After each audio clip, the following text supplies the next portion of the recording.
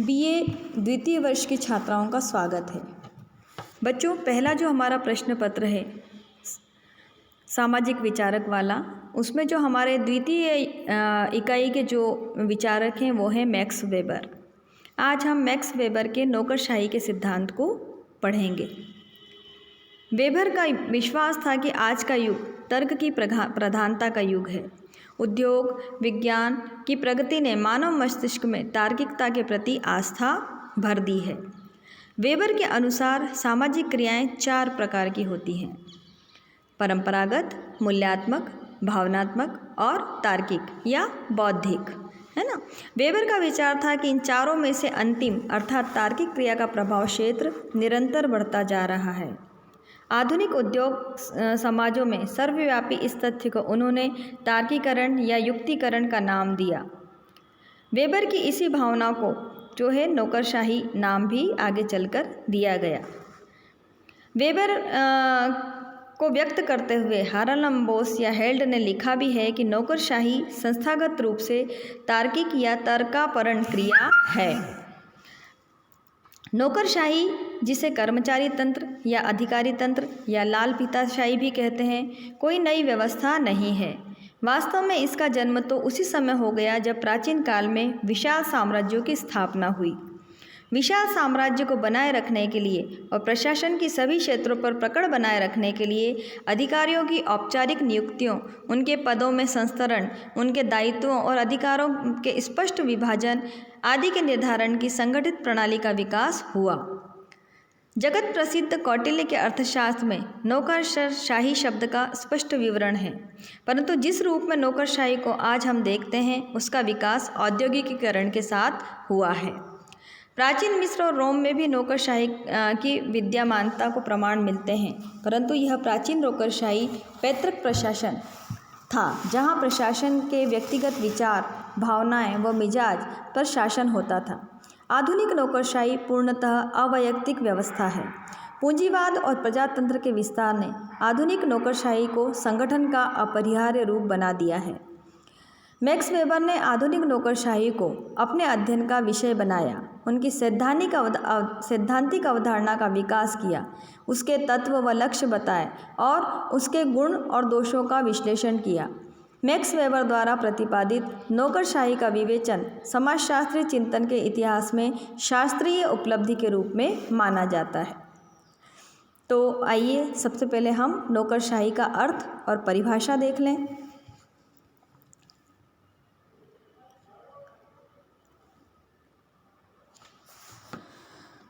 Weber ने नौकरशाही को 2 रूपों में परिभाषित किया है, पहला कानूनी सत्ता के रूप में और दूसरा एक संगठन के रूप में। तो पहले हम देखते हैं कानूनी सत्ता के रूप में। इस रूप में नौकरशाही कानून द्वारा स्थापित अवैयक्तिक व्यवस्था है, जिसमें व्यक्ति पद की सत्ता का प्रयोग इस आधार पर करते हैं कि उन्हें अपने पद के सत्ता के दायरे में आदेश देने की औपचारिक वैधता प्राप्त है। दूसरा है एक संगठन के रूप में। संगठन के रूप में नौकरशाही एक संस्तरणबद्ध संगठन है, जिसकी रचना तार्किक ढंग से बहुत से ऐसे व्यक्तियों के कार्यों के समीकरण के लिए की गई है जो वृहद स्तर पर प्रशासनिक दायित्वों और संगठनात्मक लक्ष्यों की प्राप्ति में लगे हैं।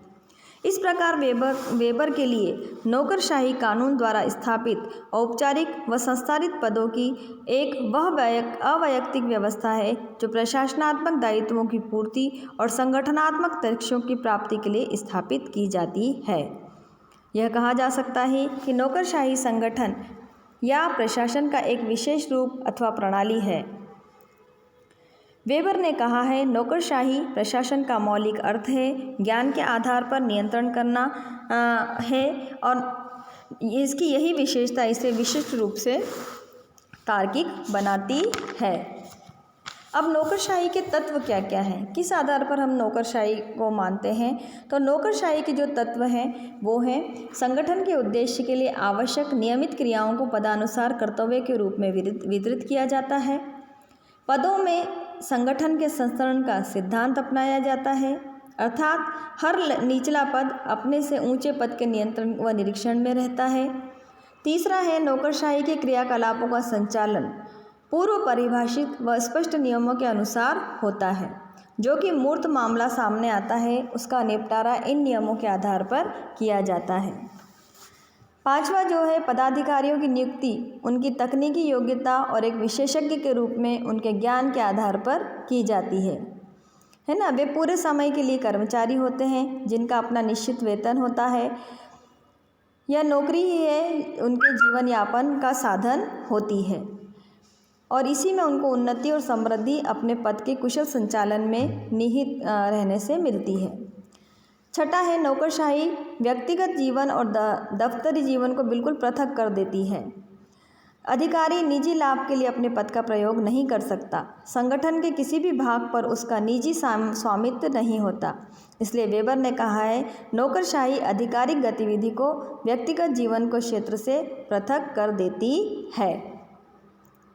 तो इस तरह हम देखते हैं कि जो नौकरशाही के तत्व हैं वो हैं सरकारी कार्य की निरंतरता, निश्चित नियमों के द्वारा कार्य करना, इसके कार्यान्वयन का निरीक्षण, पद और पदाधिकारी का भेद, सरकारी कार्य में प्रलेखीय आधार के बिना इस प्रकार की वैधानिक सत्ता की प्रणाली नहीं बनाई जा सकती है। अब हम देखते हैं नौकरशाही की विशेषताएं क्या क्या हैं। आधुनिक नौकरशाही की जो विशेषताएं हैं उनमें सबसे पहली विशेषता है नियमों का महत्व।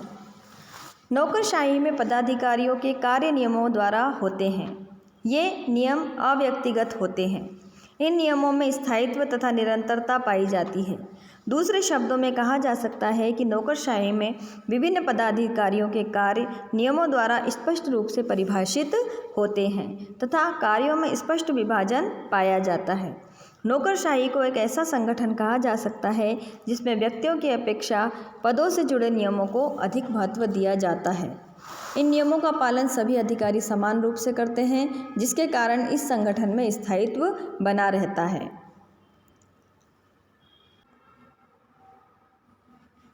दूसरी जो विशेषता हमें नौकरशाही की देखने को मिलती है वो है स्पष्ट एवं निश्चित कार्य क्षेत्र।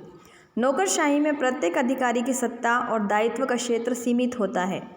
वास्तव में नौकरशाही में कार्यकुशलता तथा दक्षता के आधार पर श्रम विभाजन पाया जाता है जिसमें प्रत्येक सदस्य का कार्यक्षेत्र पूर्णतः स्पष्ट रूप से परिभाषित होता है।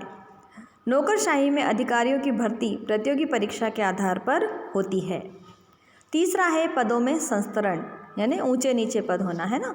नौकरशाही को कार्यों का संस्तरीकृत संगठन भी कहा जा सकता है, अर्थात जिसमें विभिन्न पद उच्चता और निम्नता के क्रम में संगठित रहते हैं परंतु निम्नता से उच्चता की ओर अपील करने की छूट होती है। चौथा है तकनीकी नियमों या आदर्श प्रतिमानों के आधार पर अधिकारियों के व्यवहार पर नियंत्रण। नौकरशाही में सभी अधिकारियों के पदों के कार्य तकनीकी नियमों द्वारा नियंत्रित होते रहते हैं। कोई भी अधिकारी मनमाना व्यवहार नहीं कर सकता, उसे नियमों के अनुसार ही कार्य करना पड़ता है। नौकरशाही में उच्च पदों पर नियुक्त अधिकारियों में अपने से निम्न पदों पर कार्य कर रहे अधिकारियों के कामों की देखरेख का अधिकार होता है। यदि अनिवार्य हो तो वह ऐसा अनुशासन समिति द्वारा करा भी सकते हैं। पांचवा है प्रशासनिक पदाधिकारियों का उत्पादन के साधनों के स्वामित्व से पूर्ण पृथक्करण। प्रशासकीय पदाधिकारी ही उत्पादन के साधनों और प्रशासनिक साधनों पर एकाधिकार नहीं रखते, अपितु उनमें अंतर होता है। यदि ऐसा नहीं हो तो नौकरशाही में तार्किकता तथा निष्पक्षता पूर्ण रूप से प्राप्त नहीं की जा सकती। छठा है बाहरी अंकुश की कमी। नौकरशाही संगठन बाहरी दबाव तथा अंकुश से मुक्त होना चाहिए ताकि नियमों के अनुसार निष्पक्ष रूप से सभी पदाधिकारी अपनी सीमाओं के अंदर कार्य कर सकें। सातवां है पदों के एकाधिकार का अभाव। नौकरशाही में पदों पर किसी एक व्यक्ति का एकाधिकार नहीं होता। इस संगठन को आवश्यकता अनुसार अधिकारियों को स्थानांतरित करने की स्वतंत्रता होती है। नियमों का पालन न करने पर पद की अवनति या क्षमतापूर्वक कार्य करने पर पदोन्नति की व्यवस्था भी नौकरशाही में होती है। फिर है नियमों, आदर्शों और निर्णयों का लिखित रूप। नौकरशाही के सभी नियम, आदेश, निर्णय लिखित होते हैं। किसी भी प्रकार के मौखिक आदेश इत्यादि नहीं होते हैं।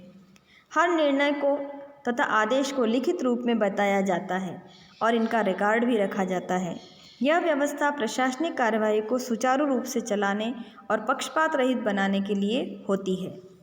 इसी विशेषता के आधार पर कुछ लोगों ने नौकरशाही संगठन को लाल फीताशाही प्रवृत्ति को जन्म देने वाला संगठन भी कहा है।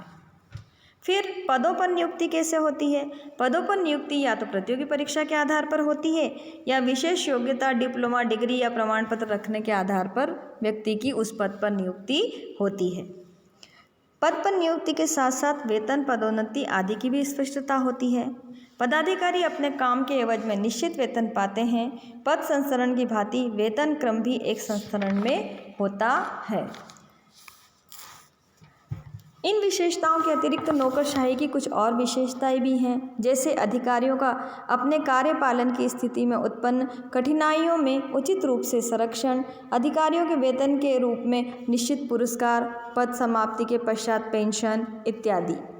मेवर का कहना है कि इन विशेषताओं के आधार पर नौकरशाही आधुनिक समाज में बड़े प्रशासनिक संगठन के तार्किक तथा कुशल अभिकरण के रूप में कार्य करती है। वेबर इस बात पर बल देते हैं कि नौकरशाही के संगठन में एक नियमित, अनुशासित तथा कुशल व्यवस्था पाई जाती है।